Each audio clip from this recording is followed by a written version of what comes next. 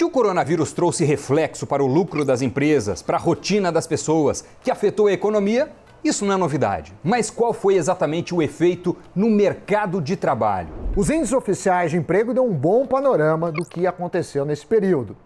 Qual foi o impacto? O que está acontecendo aqui e é parecido ou diferente com o efeito do mercado de trabalho em outros países que também foram afetados pela Covid-19? E mais, o desemprego agora tende a subir além do patamar em que está ou recuar?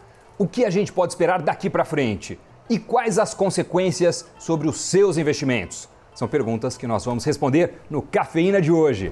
E tem também o fechamento do semestre na Bolsa de Valores e a Europa mais distante dos brasileiros. Isso tudo depois da vinheta.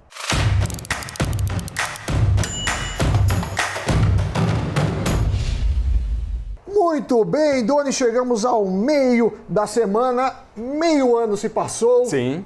E como é que foi seu primeiro semestre? Fiquei em casa, fiz o que mandaram, fiquei em casa. Foi recluso, foi o primeiro semestre... Eu já sou uma pessoa mais reclusa, sim, continuei reservada. Sendo recluso, como sempre. Agora, o canal não completou ainda 6 meses de vida. Não completou. Então a gente queria agradecer vocês que estiveram com a gente aí nesses quase 6 meses. Sim. Se puder deixar o like, se inscrever, compartilhar, sempre nos ajuda nos algoritmos. É isso, e sabe, Sami, que nós aqui nos bastidores sempre olhamos os comentários, lemos tudo, vemos se houve ou não curtida nos vídeos, o que o pessoal criticou, elogiou e tudo mais. Só que tudo isso a gente faz fora do ar, nos bastidores. E às vezes as pessoas falam, pô, mas será que eles olham mesmo? Será que é ele que está comentando ou curtindo? Ou é um robô? É um robô, é alguém da então, equipe. O que a gente vai fazer? O quê? Usar o tempo que a gente faz lá fora aqui no programa, que é 2 coelhadas num martelo só, como diriam os portugueses. Exato. Então vamos ver alguns dos comentários que vocês deixaram nos nossos mais recentes vídeos. Bom, o último Cafeína que foi ao ar foi a respeito do IRB, Sami Boy. Temos, neste momento, o IRB, que foi ontem, 142 comentários, um índice de likes bastante significativo, certo? Vamos ver aqui um comentário. Regiane Leite. Falou muito bem, Sami, uma empresa auditada. Então ficam as perguntas. As empresas de auditoria contratadas não viram essa questão? Quais foram as empresas que auditaram? Interrogação. Tem que olhar lá, mas normalmente as empresas, claro, quando você audita, você diminui o risco de problemas, mas nunca zera, né? Então, quanto mais auditada, melhor. Aí tem uma questão também, pelo que parece, de conduta, né? Nem sempre a empresa que audita vê, merecia ganhar tanto, não merecia. Eu acho que são vários níveis. É sempre a diligência e o escrutínio dos investidores que fazem essa pressão para cada vez ser melhor, as empresas aí buscando cada vez mais transparência, Doni. É isso. Mara Santos diz, informação preferida diária, Sami, adora o seu toque quebrando a seriedade. Então é claro que é o que eu digo, eu sou o Dedé e o Sami é o Didi. O Didi foi só levanta a bola para o Sami cortar. Isso, entendeu? Não é verdade. Não, tem gente que gosta, tem gente que odeia. Eu fui lá no Danilo Gentili, as pessoas... Danilo ou Danilo? Danilo. Tá. Danilo Gentili, e muita gente gostou e muita gente odiou, como quase tudo nessa vida.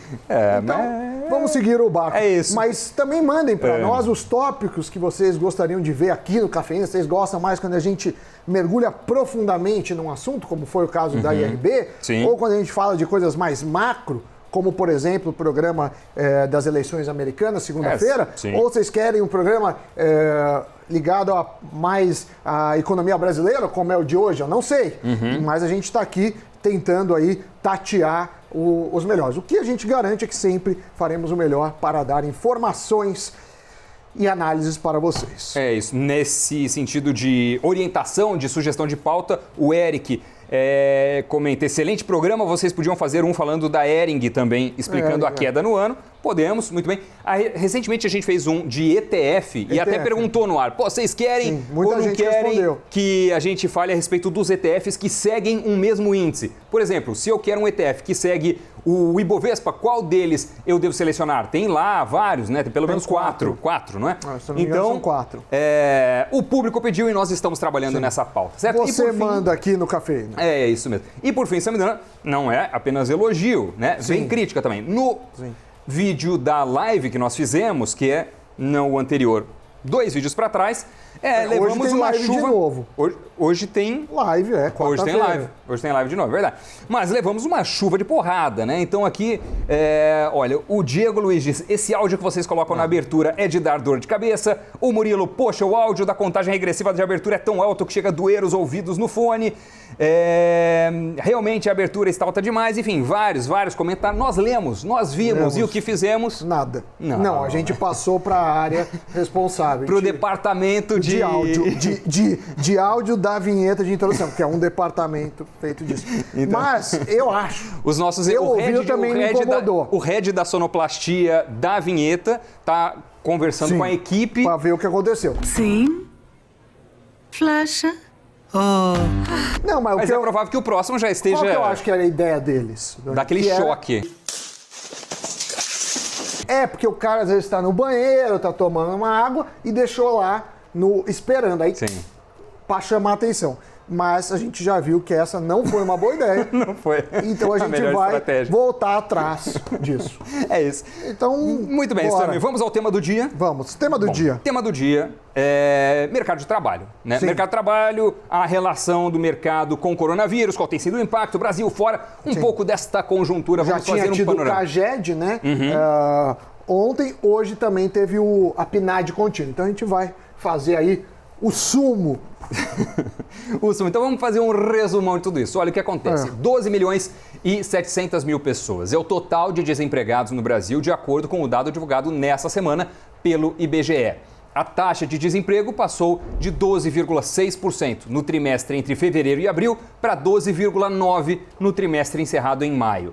Se a gente for comparar, em 2019, nesses mesmos 3 meses, o desemprego era de 12,3%. Portanto, um avanço bastante acentuado nesse sentido, Sam. O que a gente pode olhar?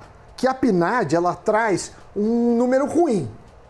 Isso olhando inicialmente. Por quê? Pela primeira vez, o percentual da população em idade de trabalhar ficou abaixo de 50%. Aqueles que têm idade, mas que estão ali trabalhando de fato.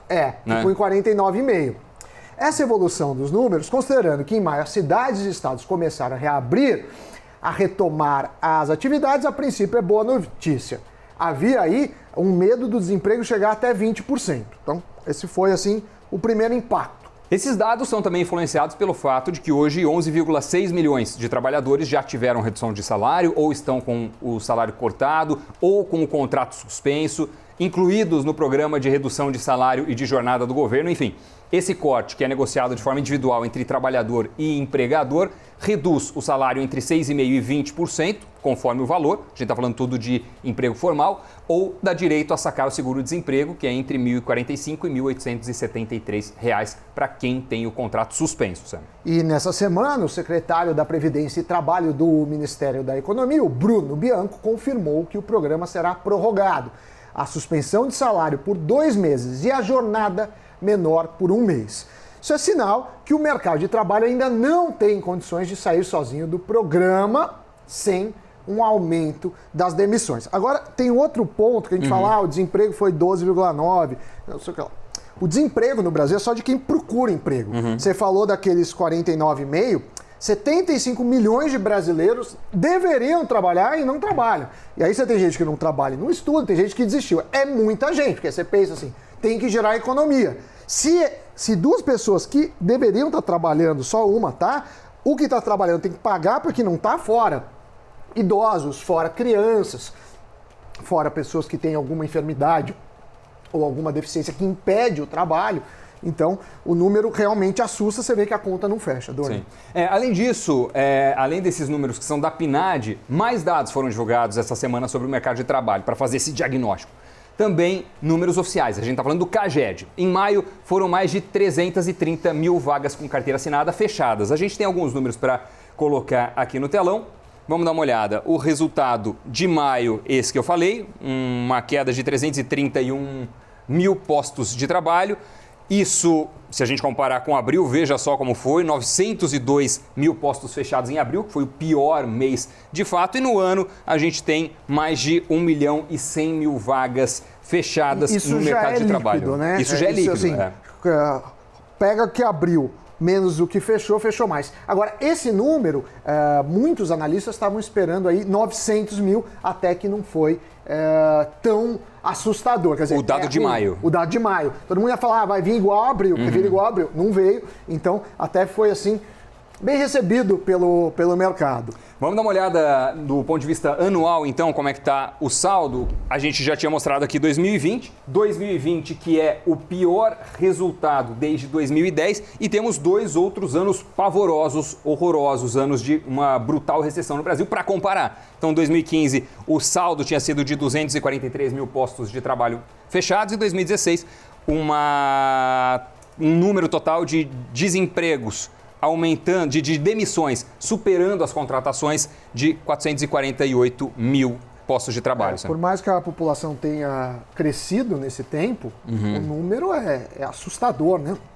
É quase 3 vezes 2016, que já foi um ano péssimo. De qualquer forma, a gente pode destacar algumas coisas. Serviços, que é o principal setor da economia, com menos 143 mil vagas. Indústria, com quase 100 mil, e comércio e reparação de veículos com um pouco menos de 90 mil. Então a gente está falando as vagas que sumiram. Ainda 28 milhões de pessoas sem trabalho que não procuram emprego. Isso seria 35% da força de trabalho. Então é aqueles caras que não trabalham e também não estou preocupado. Às vezes é porque não precisa, mas infelizmente a grande realidade é que a maioria não tem nem condições, ou porque cuida de pais ou de criança, ou não tem mínima formação para procurar emprego. Um outro número do CAGED é a taxa dos informais. Subiu para 35,6%, atinge aí 29,8 milhões de brasileiros. A gente sabe que tem 2 coisas. Uma coisa é o emprego, a outra coisa é a qualidade do emprego. Então aí a gente vê a qualidade ruim, também dá para medir, né, várias outras coisas, salário, subutilização, mas vamos seguindo. Bom, a gente está trazendo uma chuva de números a respeito do mercado de trabalho aqui. É interessante notar que maio já apresenta uma melhora em relação a abril. O número de contratação foi menos pior, digamos assim, do que abril, né? É porque você tem contratação, demissão e o saldo. Então, contratou mais que abril, demitiu menos. Isso comparando com abril. Quando a gente compara com maio do ano passado, aí o número é horrível. Ou seja, a gente é um doente que ainda está doente, mas está melhor do que estava antes. Perfeito. Então essa é a melhor forma. Não está longe de ser saudável, mas melhor que antes. E nessa angústia sobre o emprego e a economia, o Brasil não está sozinho, né? Nesse enorme hospital. Em abril, os Estados Unidos fecharam quase 21 milhões de empregos. Mas em maio, o desemprego caiu por lá. Era esperado que a taxa fosse a 20%, coisa assim, só que a economia criou mais de 2 milhões de empregos em vez de fechar. O desemprego caiu de perto de 15% para 13,3%. Olha só, Sam, falando de dados dos Estados Unidos, vamos dar uma navegada, compartilhar aí a tela para entender o que está acontecendo por lá. Estamos entrando no US Bureau of Labor Statistics, né, que você já usou. É o Bureau de Estatísticas. Bureau, né, por favor. Bureal. Aurora Boreal. Olha só, então esses são os dados oficiais do desemprego nos Estados Unidos. Esse é o dado legítimo. Vamos direto na fonte aqui e veja aqui o que está acontecendo. Então, 13,3% é o dado mais recente, a gente está falando do mês de maio, ano 2020. Né? E aí o desemprego chegou a 14,4% em abril, mas olha de março para abril o tamanho do estrago. Estava em 4,4%, passou para 14,7% e agora começa a recuperar. Então, no Brasil a gente viu uma melhora no dado de maio, nos Estados Unidos a gente viu uma melhora no dado de maio, embora muito pior do que o começo do ano. Mas tem o seguinte, no Brasil a gente evita demitir, porque demitir é muito caro. Aí você fala, isso é bom, mas não é. Só que não. Nos Estados Unidos é um baita desemprego, pulou, né? Se você pegar a série, de onde estava vindo, acho que 4 e pouco, 4,13. Mas a volta também é assistir ligado. Porque o que o empresário pensa aqui? Olha, eu tenho 20 funcionários, deu pandemia, eu preciso de 5. Mas eu não posso demitir os 15, porque é muito caro. Então eu vou ficar com os 20. Esses 20 ficam ineficientes, você não tem demanda, trabalho. Fica tudo caro. Aí, voltou, tudo normal, agora ele precisa de 30, não mais de 20. O que ele faz? Fica com os 20. Porque ele fala, depois eu contrato 30, vai ficar por 2 meses disso. Então a gente consegue ficar com mais funcionários quando não precisa e menos quando precisa. Isso é uma improdutividade gigantesca. Nos Estados Unidos não precisa, diminui. Precisa, aumenta. Então isso acaba encarecendo os preços. Sim. Deixa eu deixar claro, eu sou a favor de medidas que ajudem, mas isso é a lógica não só para a pandemia, né? A gente tem uma questão de desemprego. Então, o nosso desemprego, a gente fala, o emprego é o último ao sentir e o último a voltar. Essa falta de agilidade preocupa. Mas aí eu trago um desafio para você. Desafio de Doni. Desafio. Se nos Estados Unidos a gente observou esse cenário, e até essa recuperação em maio fez todo mundo ficar ouriçado e muito animado com a recuperação. Se tem esse elemento da falta de flexibilidade no mercado de trabalho brasileiro, do ponto de vista de contratação, demissão e etc., que é algo que não existe nos Estados Unidos e tende a beneficiar a economia por lá, como a gente observou, e o país estava praticamente no pleno emprego logo antes da chegada do coronavírus. E o que acontece na Europa? Porque olha só essa arte, a gente está colocando para você ver aí. O desemprego de março para abril na Europa ficou bastante estável. Na zona do euro como um todo, passou de 6,4% para 6,6%. Na Alemanha, ficou em 3,5%. Na Espanha, é um número mais alto, de 14,2% para 14,8%. Que já é, né, gigante, né? 14%. 14%. E na Itália, de 8% para 6,3%. Então eu falei, não, mas essa pesquisa deve estar errada. Esses números estão estranhos. Aí nós entramos na Eurostat, né? Que Eurostat, que é o provedor de dados. Provedor de dados oficial da Europa. Sim. Não é? E olha ali no cantinho, deixa eu dar um mega zoom. Muito bem, olha só. Que nós temos mês de abril, de fato, o número de desempregados, unemployment rate total, 6,6%. Então, estava ali em fevereiro, março, 6,4% para 6,6%. E aí eu faço a pergunta, Samidana, por que isso acontece? O que acontece? A Europa, ela tem um estado muito maior que nos Estados Unidos.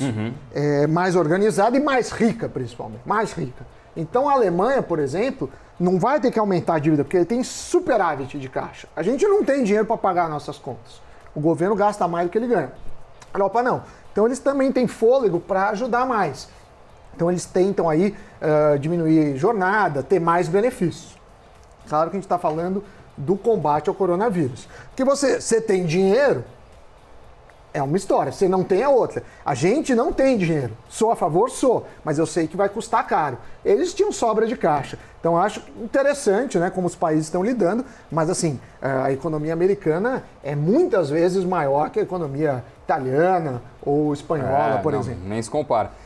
Na Europa é comum o governo muitas vezes cobrir de 60% a 67% das horas não trabalhadas. Sim. Então tem toda uma política pública bem diferente da brasileira e muito diferente ainda mais da americana nesse sentido. É um entrave, assim como o Sami falou, em momentos de prosperidade a recuperação tende a ser mais lenta no mercado de trabalho e em função dessas amarras, dessa burocracia, por outro lado, em momentos de crise, a taxa de desemprego tende a piorar num ritmo mais suave do que o que acontece nos Estados Unidos, por exemplo. Então tem essas diferenças entre Brasil, Estados Unidos e Europa. Parece que a gente se aproxima mais da Europa do que dos Estados Unidos nesse contexto. Sim, né? Mas mesmo assim as regras trabalhistas aqui são, em alguns casos, aí, mais engessadas. Eu acho que os programas na Europa são melhores, né, de ajuda. Mas assim, para contratar e para demitir aqui é dureza. E claro que tem gente que contesta esses dados. Na própria Itália é um tanto polêmico esse número. Algumas pessoas dizem, mas o turismo caiu praticamente a zero, as ruas estão desertas, como é que a taxa de desemprego na Itália está melhorando? Enfim, tem essas questões. Não vamos entrar nesse ponto, né? Alguns dizem que não estão sendo devidamente contabilizados os números, e é uma situação um tanto atípica. Mas você tem aí, portanto, os Estados Unidos, onde a taxa de desemprego sobe e cai com maior velocidade, dada a flexibilidade na forma de contratação e demissão por lá. Muito bem. Agora, passando a régua nisso tudo, Sami, o que interessa? Do ponto de vista de investimentos, do ponto de vista de aplicações, o que é que a gente pode depreender de tudo isso que estamos falando? Não, eu acho que a economia, você olha aí e você fala, ó, tem ciclos. Então, claro, tem gente que acredita mais em análise técnica, ciclo para lá, ciclo para cá, bateu o vale, o pico, a cabeça, o braço. Tem gente, tem estudo disso. Tem lá na ISO Invest, o Caro. De qualquer forma, a economia você tem horas de abonança, horas de crise. Por isso que faz sentido você ter uma estratégia de longo prazo. Eu, Sami, não sei quando vai ter crise e quando vai ter abonança. Então, você põe agora, você não sabe daqui 3 meses. Mas o que faz sentido que as coisas voltam, né? Então, é muito difícil prever o curto prazo. É o andar do bêbado, Doni. Você sabe que tem um negócio que chama The Random Walk. O que é The Random Walk? É o passeio aleatório. O que eles falam? Que a bolsa tem um passeio aleatório com tendência para cima. Então, imagine que eu estou um pouco embriagado e vou andar daqui para lá. O que vai acontecer? Quer fazer uma demonstração? Não, porque eu não estou embriagado. Mas o que o bêbado faz? Não, e a nossa câmera, não sei se ela... Não sei se os trilhos hoje da câmera 8 estão configurados para isso. Aí o que acontece? Eu vou para lá. Só que eu estou bêbado. Então, às vezes, eu vou para lá, mas eu volto, vou lá, você não vai em linha reta. Então, mais ou menos que nem a bolsa. Você tem o gráfico daqui indo para lá. Mas não quer dizer que ele vai bonitinho, ele pode cair, pode subir mais, cair. Então, é difícil você acertar no micro. É isso que a gente faz. Muito bem. E aí... Falei pouco, mas falei besteira. No frigir dos ovos, Samidana, com o desemprego onde está e olhando para frente, maio um pouco melhor que abril, a expectativa é que junho já tenha também uma melhora em relação a maio e assim por diante. Com esse desemprego, você entra em bolsa, sai de bolsa, entra em renda fixa ou não dá para traçar paralelo nenhum? Não, eu acho que... Qual que é o resumo para o investidor? O resumo é... de toda esta... olhar o longo prazo, acho que dá para entrar em bolsa. É claro que tem alguns fatores que são impossíveis de prever. Por exemplo, vai ter uma segunda onda? Se vai ser forte, vai parar a economia? Então, acho que essa é a questão disso. A renda fixa, por outro lado, a previsão é ir para 2. A taxa está em 2,25. Que já você tira imposto, não sobra praticamente nada, perde da inflação no curto prazo e você não tem muito o que fazer. Então, vai para a bolsa. Agora, quanto depende dos seus compromissos. Eu tenho escola do meu filho para pagar, tenho aluguel. Não vai pôr o dinheiro da sua sobrevivência em algo que você não sabe o que vai retornar agora. Então, acho que você precisa olhar o seu perfil de risco e como que vai ser a projeção do seu caixa. Feito isso, acredito sim, a gente tem mais de 200 milhões de brasileiros que de alguma forma vão consumir, eu acredito no varejo, você tem também a questão das outras economias retomando, então dá para acreditar nisso. Agora, vou investir agora, no final do ano eu vou ganhar 50%, pode ganhar, mas pode não acontecer. Então, assim, eu acho muito ruim quando as pessoas vão nesses calls direto, né? Muito no YouTube isso, mas não é o estilo que eu acredito. Eu acho que falar é fácil, mas não quer dizer que a pessoa vai ter uma consistência nisso. Então, eu acho que faz isso. Agora, consumo, o desemprego pega muito, porque o medo mata. O cara fala assim, eu ia comprar um imóvel, mas se eu não sei se eu vou estar empregado amanhã, como é que fica? Mas esses números do mercado de trabalho já estão incorporados. Não, já estão. No mercado... Não, foi até mais positivo. Acionário, não é? Isso que saiu, até revisaram já e subiu a bolsa. Aí eu estou falando não da terça, da segunda-feira, quando saiu o CAGED, porque todo mundo esperava um número pior. Veio ruim, mas nem tanto. Então foi isso. Esse foi o que a gente pode dizer disso. Agora, tem que acreditar em bolsa, acho que dá para acreditar no setor imobiliário, mas não quer dizer que vai ser mês que vem ou daqui a 2 meses. É uma corrida mais longa, então a renda fixa é muito útil para preservar o poder de compra e você poder honrar seus compromissos financeiros. Então, aí Você vai balancear o seu perfil de risco, o horizonte de investimento que você tem e seus compromissos para ter essa carteira ideal. E falando em todo esse patrimônio, terminou ontem o limite do prazo de entrega do imposto de renda? Eu fiz lá Você fez? Eu fiz lá no 45 do segundo tempo. O jogo estava perdido. E aí eu fui lá e empacotei o imposto de renda. Já estava meio... É o tal negócio, né? Pode prorrogar, pode ser dia 30 de novembro, mas a gente vai estar lá no último dia, na correria, tentando fazer as contas. Mas assim... Lembra que para quem, no meu caso, eu pago o imposto. Eu quero pagar e não restituir. Quem restitui, restitui antes. Mas quem paga também não tem grande vantagem em declarar antes. O importante é declarar certo, né? Para você não ter que fazer retificação. E claro, se você omitir algum ganho que seja tributável, aí também tem uma multa. Vamos para o giro? Girando. Giro de notícias. A capital paulista registrou uma queda de 17% no ritmo de óbitos causados pela Covid-19 nos últimos 7 dias. O balanço divulgado pelo governo do estado aponta que a cidade registrou 622 mortes pela doença, 130 menos do que o total registrado na semana anterior. No Rio de Janeiro, a Secretaria Estadual de Saúde divulgou que o estado ultrapassou a marca de 10 mil mortes pelo coronavírus. Só na capital fluminense, o número de óbitos chegou a 6.550. O turismo internacional ainda deve enfrentar uma lenta retomada. Análises da consultoria britânica Oxford Economics estimam que o setor só voltará aos níveis pré-pandemia em 2023. O mercado de viagens e turismo atingiu seu menor patamar nos últimos 15 anos, retrocedendo 73% após a eclosão do coronavírus. O IRB divulgou o resultado da companhia no primeiro trimestre do ano. O dado, que veio com atraso, foi de um lucro de 13,8 milhões de reais, uma queda de 90,2% na comparação com o mesmo período de 2019. A União Europeia soltou a lista de 14 países que poderão realizar visitas não essenciais ao bloco a partir de 1º de julho. Hoje, o Brasil e os Estados Unidos ficaram de fora devido ao grande número de casos registrados de Covid. Na América Latina, apenas os cidadãos uruguaios poderão cruzar as fronteiras europeias a partir do mês que vem. Que fazem, Dona? A gente não pode ir nem para o Paraguai. Já pensou ser proibido no Paraguai? Quem também, o Ronaldinho parece estar lá, não pode voltar, né? Não sei. Não pode. E da América Latina, só os uruguaios podem entrar na Europa. Também tem, acho que 2 milhões de uruguaios. Então estamos mais distantes da Europa. Mas muito mais.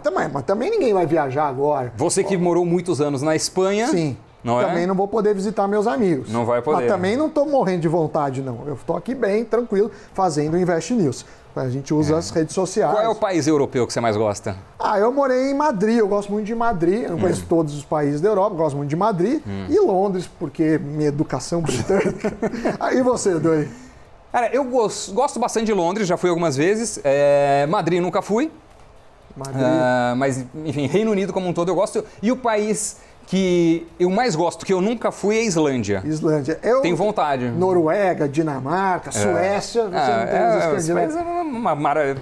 Eu tenho que conhecer esse pedaço, não conheço. Ver a aurora boreal, quem dormir sabe no iglu. faz um cafeína da Noruega, um cafeína da Suécia, por que não? Um cafeína da Lapônia. Da Lapônia com o Papai Noel pode chegar? Porque se o Papai Noel morrer, você sabe o que vai acontecer. Eu acho que eu já contei, ele não vai estar mais entre nós.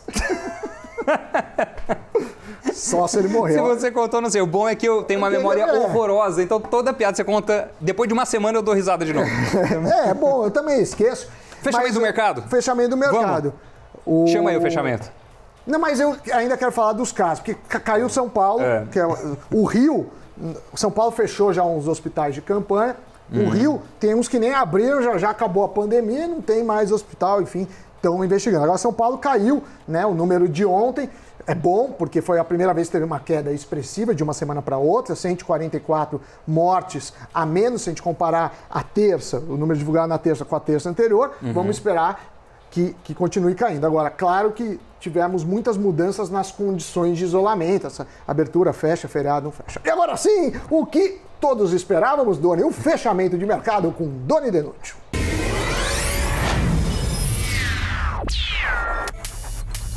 Em um semestre marcado pelo caos mundial com a pandemia de coronavírus, o principal índice da Bolsa de Valores, o Ibovespa, registrou uma queda de 17,8% nos 6 primeiros meses do ano. Foi a maior queda semestral da B3 desde o segundo semestre de 2015. Outro recorde negativo no período foi a quantidade de circuit breakers. Aquele mecanismo foi acionado 6 vezes neste ano. No período, o dólar também disparou mais de 35%, fechando o semestre com uma cotação de R$ 5,44.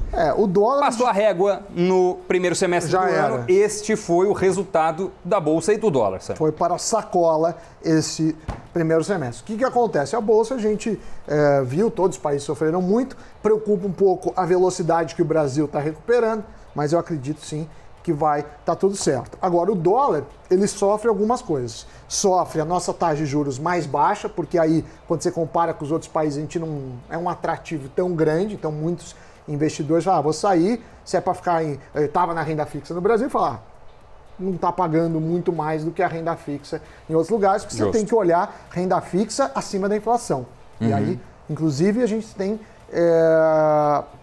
juro real negativo, ou seja, a taxa acima da inflação é negativa no curto prazo, porque a inflação deve ficar maior aí que a taxa de juros. Temos também a questão das reformas políticas. A gente estava tentando aí, Paulo Guedes estava tentando botar o trem nos trilhos, né? Reforma administrativa, reforma tributária, aí pandemia paralisou tudo, então tem uma dúvida disso. O real foi entre os países, se não a que mais perdeu, uma das que mais se desvalorizou nesses primeiros 6 meses. Isso tem um lado bom para as exportações, mas enfraquece importações, deixa aí o país, não nesse momento, mas talvez num futuro, aí pode ter uma inflação. E do ponto de vista de bolsa, né, a B3 teve um semestre muito agitado. Muito. Então chegou lá perto de 65 mil, fechou o dia de ontem com 95.055 pontos. Passando a régua aí nesse primeiro semestre, 95 mil pontos, bastante acima do piso em que chegou a estar lá nos últimos meses, mas é sempre bom lembrar que ao investidor que não está nas bolsas, não está na bolsa, né? Temos uma bolsa, certo? Sim. Hoje, no Brasil. Uma bolsa. Temos uma bolsa. Para o investidor que não está, é muito interessante ter em mente aquela frase, não é nenhum ditado, é uma frase de compre ao som de canhões. Sim. E venda ao som de violinos. Então, quando tudo está uma draga, quando estão falando, como nós falamos aqui, que é a pior queda semestral desde não sei quando todos os dados estão péssimos, tende a ser um momento mais interessante para entrar. E quando está tudo aquele violino, Samidana cantarolando naquele céu de brigadeiro, bom, aí normalmente o mercado está perto de uma máxima, coisa assim, e pode fazer sentido vender, Sami. Você está muito introspectivo e estou assustado. Não, eu estou refletindo. Eu fico refletindo. Vai vir um petardo ou você não está prestando atenção no que eu estou falando? Eu tô que nem a professora do Snoop. Não, essas frases eu não entendo. Eu estou um pouco constrangido aqui, temeroso. Eu fico tentando entender, eu não entendo essas frases. Mas... Eu vou encerrar. Se você falou, eu apoio, porque assim que se faz uma parceria firme... Pede like e já era aí, pô. Like já era. Pra mim chega. Ficou bravo comigo. Mas não, eu tenho hiperatividade. Tchau. Tá vendo?